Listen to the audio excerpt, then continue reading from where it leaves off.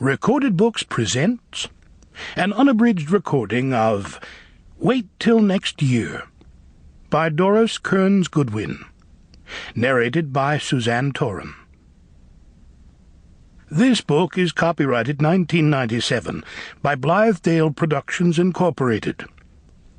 This recording is copyrighted 2004 by Recorded Books. Historian Doris Kearns Goodwin's memoir is set in the suburbs of New York in the 1950s, growing up in love with her family and baseball. She recreates the post-war era, when the corner store was a place to share stories, and neighborhoods were equally divided between Dodger, Giant, and Yankee fan. And now, wait till next year. Preface. A few years ago, anxious to enrich his predominantly male cast with a passionate female fan, filmmaker Ken Burns interviewed me for his documentary on baseball. I talked about my childhood love for the Brooklyn Dodgers, my desolation when they moved to California, and my becoming a Red Sox fan, a rather ominous progression. The reaction was startling.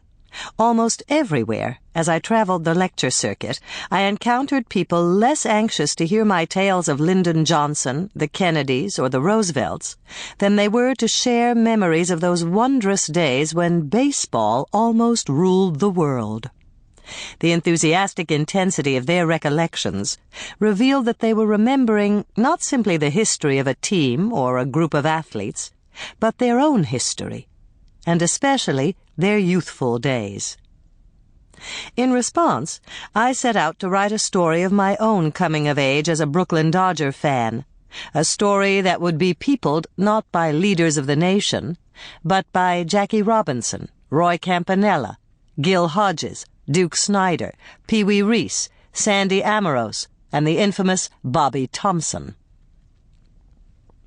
As I set to work, however, I saw that my early involvement with baseball was an indistinguishable part of my childhood in Rockville Center, Long Island.